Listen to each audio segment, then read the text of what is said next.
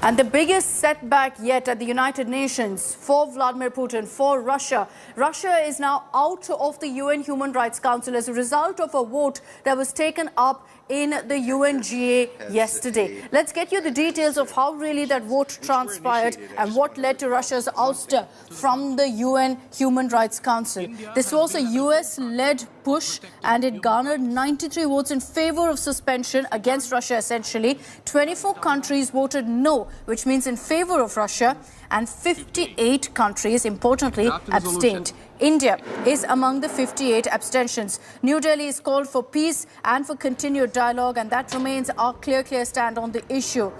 Pictures coming in from Kyiv in northern Ukraine are stunning the world. That perhaps is what also led to this kind of a united chorus against Russia because of what played out in Bucha and also in other parts of Ukraine, with cities reduced to rubble and buildings completely destroyed, and those horrifying images of bodies lying strewn everywhere. Moscow has meanwhile made it very clear that while they've withdrawn their troops from parts of Kyiv, they will now focus on eastern Ukraine.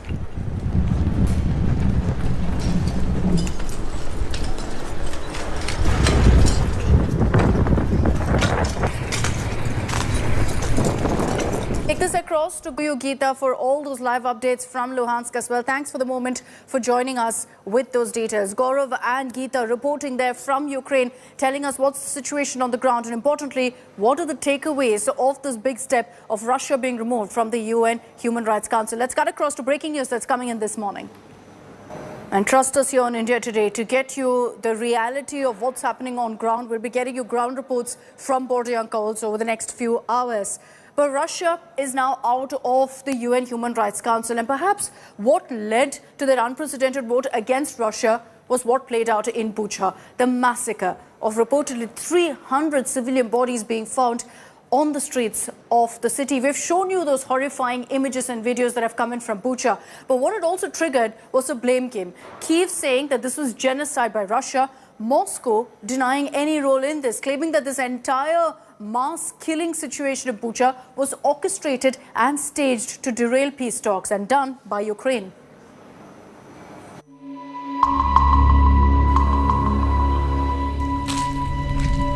Venturing out from homes, navigating through streets littered with bodies, rummaging through the rubble for belongings. Images from Bucha that revealed the horrific side of Russian President Vladimir Putin's war on Ukraine have stunned the world. While the exact toll is not available, the mayor of Bucha claims more than 90% of the bodies have bullet wounds and not shrapnels. So bad is the situation that Tatya has just buried her child who was killed in shelling right here. And she broke down as she explained that to me, that the child must be very cold. Ukraine and its Western allies say there is enough evidence to prove Russian soldiers committed war crimes in Bucha.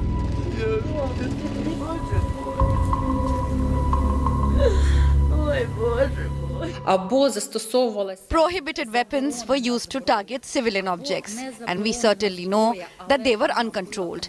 We can classify this as a war crime and we investigate this. Many cities in Ukraine, I can mention only several regions which did not get into. The rest of the territory was affected. Anyway, the crime of aggression concerns the whole country. Moscow has rejected the charges and called the allegations a monstrous forgery.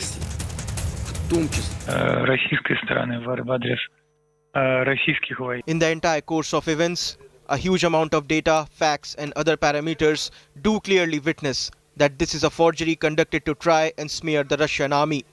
It will not work. Claims and counterclaims are flying thick and fast since the Russian invasion of Ukraine.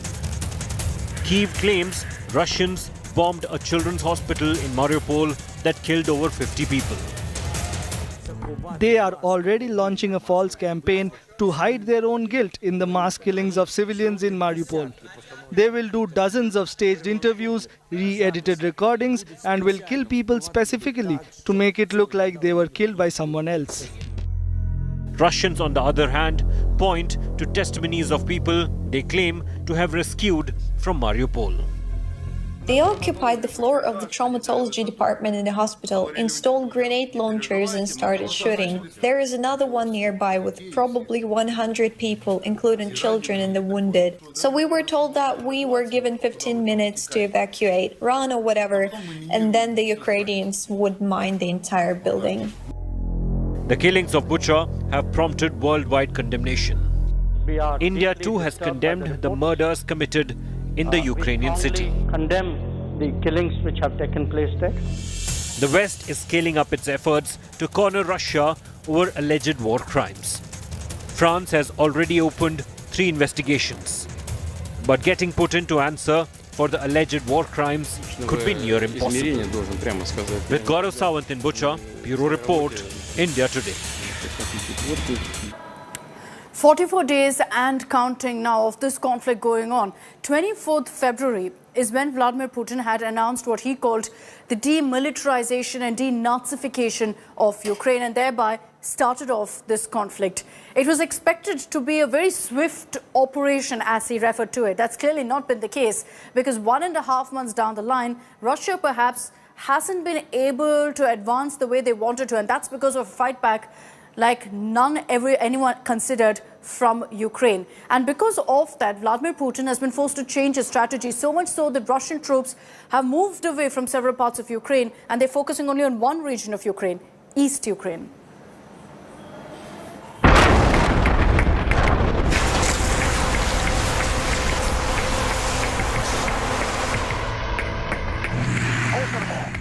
On 24th March, a month into the war, Ukraine's navy sank the Russian ship Orks in the Sea of Azov.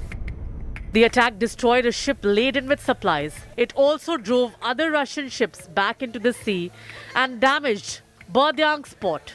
It was a crucial blow to Putin's military plans. The fact that the war has been going on as long as it has without it being a decisive victory yet for Russia gives hope to Ukraine. I think in some respects this action will backfire on Putin because Ukraine might even be closer to the West, which is exactly his opposite outcome that he desired. Putin's special operation in Ukraine was supposed to end in a swift victory. It was never supposed to cross 30 days. But what he didn't take into account was the zeal of Ukrainians to fight for their country. I've taken the decision to conduct a special military operation. Its purpose is to protect people who have been subject to abuse and genocide by the Kiev regime for 8 years. And to do this, we will strive to demilitarize and denazify Ukraine. Things surely did not go as Putin planned. Russia launched its attack from 2 sides on 24th February. While one part of its troops moved in from Belarus and attacked Ukraine from north, another approached from the eastern flank along the Donbas separatists.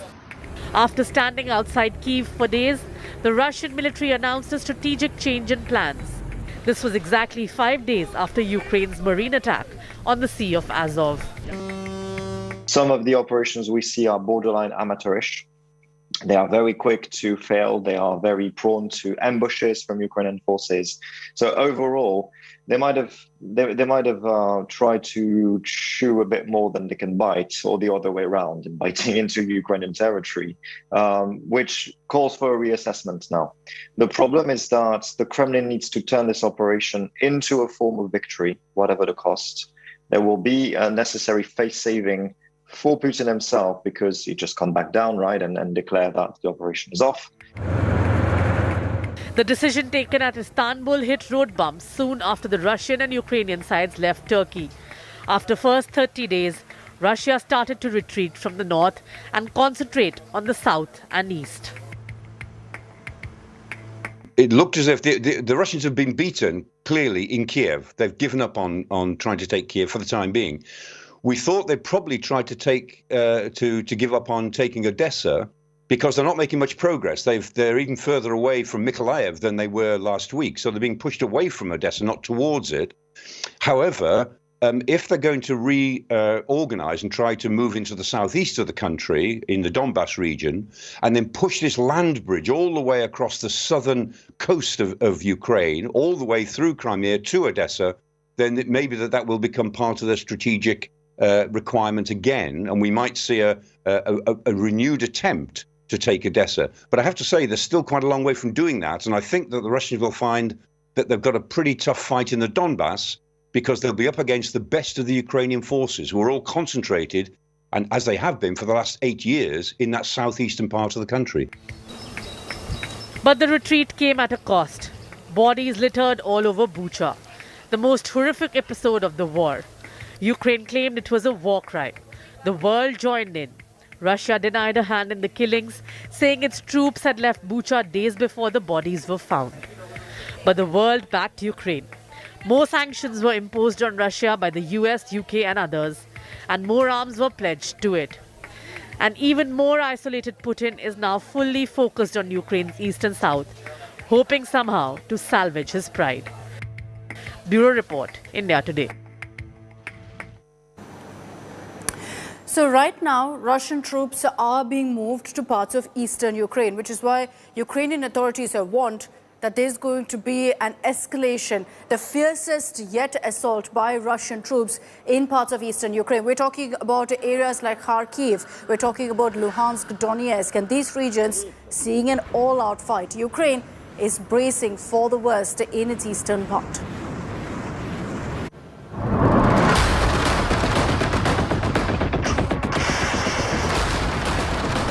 It is the next stage of Russian offensive, and it promises to be deadlier, bloodier and more brutal.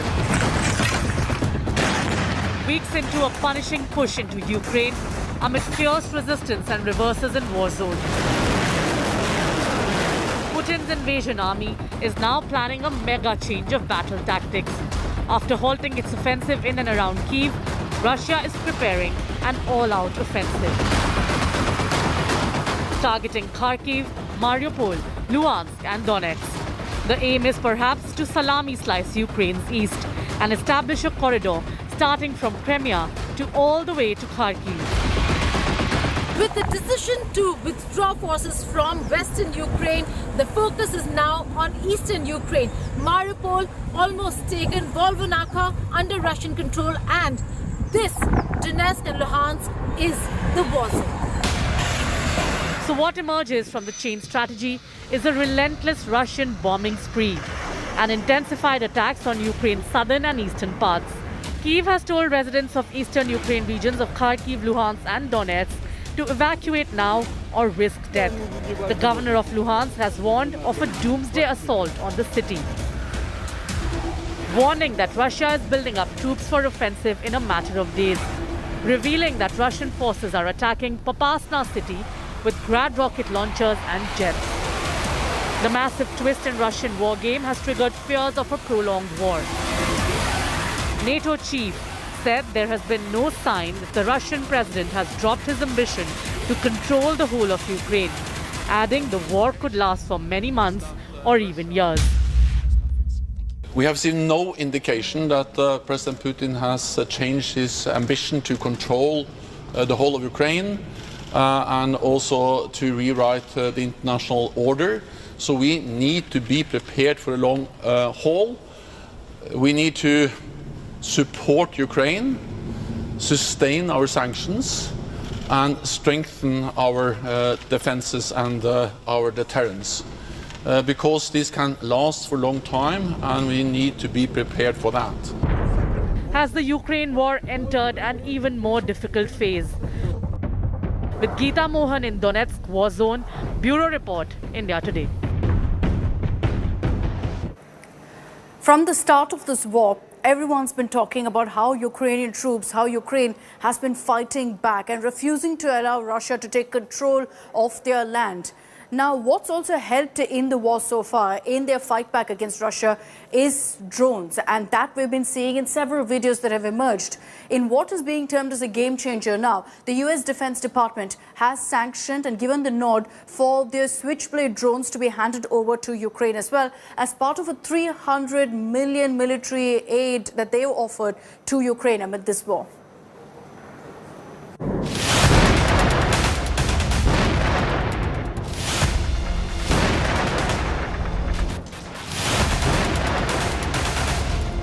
Ukraine using its missiles and drones given by the West to make the war more equal, taking out Russian jets, choppers and tanks with devastating ferocity. Ukraine's fabled Bayraktar drones have been immensely helpful for embattled Kyiv, proving to be the Brahmastra in its arsenal. And now there's a massive leg up for Ukraine, as Pentagon plans to gift it 10 of the newest Switchblade drones with the reputation of the most potent tank killers. Under a $300 million aid to Ukraine, the tank-buster drones work in kamikaze fashion, plunging at the target after waiting stealthily. The swift suicide dive ends in complete destruction of the target. The Switchblade 600 drone, weighing 24 kgs, is designed specifically to attack tanks flying distances up to 40 kilometers, loitering over a target for about 40 minutes. They can also use warheads meant for Javelin missiles. The small drones, made by Aerovierment ammunition major carrying warhead, detonates on impact. As officials call it, the flying shotgun. The early version of these dive-bombing drones was secretly sent to Afghanistan in 2010 to fight the Taliban. The US says the Switchblade 600s are a higher level of technology that provides Ukraine additional capacity to go after Russian armor formations. We've already sent in 100 Switchblade UAVs that were already in our stocks. We sent them in from those stocks. I don't know where they are in the transshipment process, but they arrived over the earlier this week. So they'll be getting into Ukraine quickly if they aren't already there. That's the 100 that President Biden announced a couple of weeks ago. Will the new Brahmastra drones in Ukraine arsenal prove to be a game changer in the combat? Bureau Report, India Today. Now, there have been protests that have broken out across the world against Vladimir Putin. In Russia, too, while there hasn't been any political opposition to Putin, there have been many citizens, Russians, who've questioned Putin's decision of calling and declaring war on Ukraine. Some of them have chosen to leave Russia soon after that announcement was made by Putin. Others, despite facing a lot of action, criminal action against them, legal action, being arrested by cops, they continue to stage protests, only to face an unprecedented crackdown.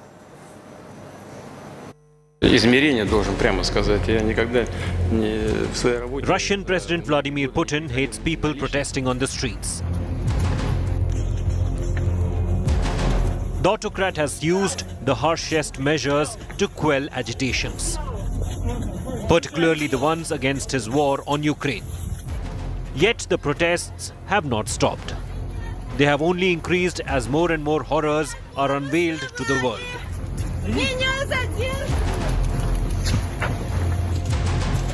Hundreds were detained from across Russia, including the remote Siberia, in the most recent of protests.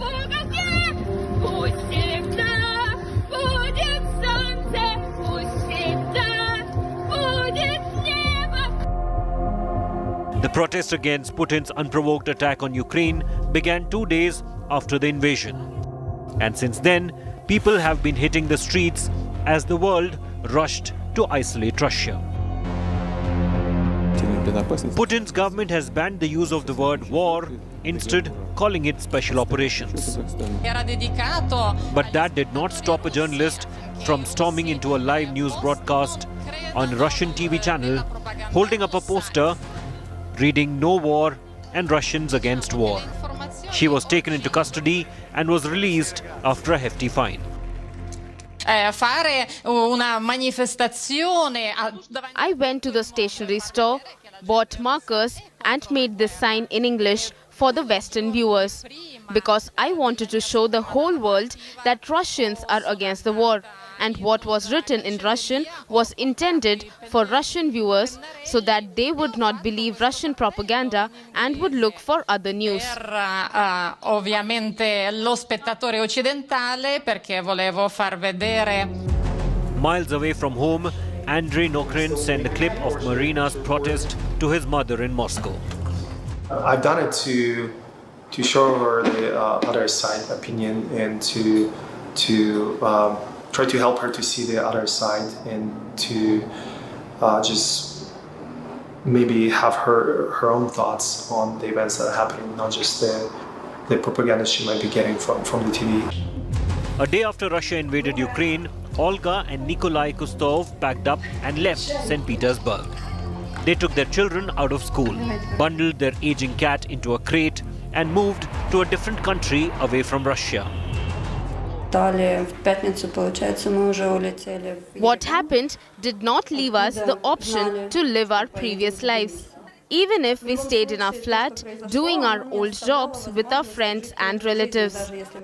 The world lived one way before February 24, and now it lives differently. In an effort to clamp down on protests, Kremlin has blocked social media like Instagram and Facebook. 90% моих заказов это Instagram. 90% of my orders are on Instagram. I've got only 2 orders from VKontakte. It's useless. То есть это никуда. Russian President Vladimir Putin knows that discontent is growing as sanctions are beginning to pinch ordinary people. So he's countering it by trying to spark nationalist feelings in the country. And his first target is the youth of Russia. Bureau Report, India Today. Now, besides the protests, the sanctions by different countries, global mega brands have also boycotted Russia. It's been shutters down on some of the biggest brands in parts of Russia, like in Moscow as well. And interestingly, some entrepreneurs in Russia have used this as an opportunity to put up smaller copycat businesses. The entry of McDonald's in Russia in post-Soviet states was a very big deal.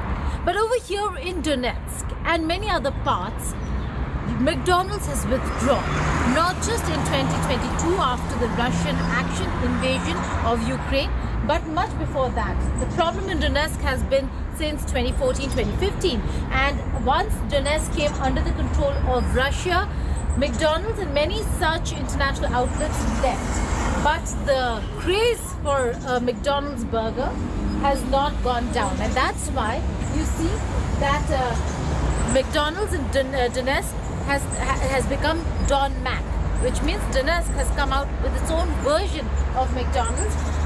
The menu remains the same. Crowds at the Don Mac outlet are a little thin, probably because of the circumstances. The menu, however, remains the same, as it was under the McDonald's brand.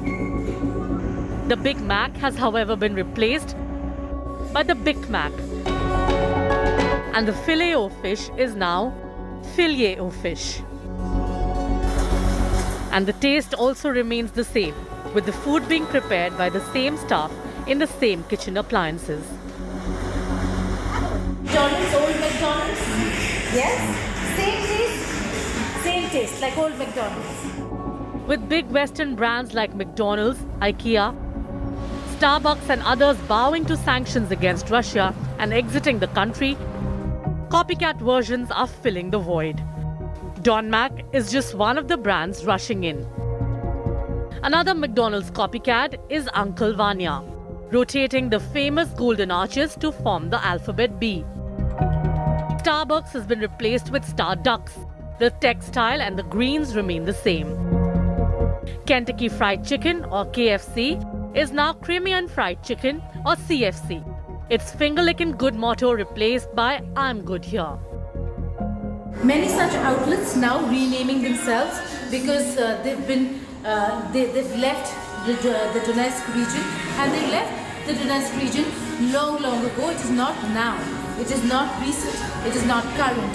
But in Russia, the similar decisions taken by international outlets is only very recent. And you see a change in names even there, because people still need employment, they still need a McD burger. With you to Satyarautri, Geeta Mohan.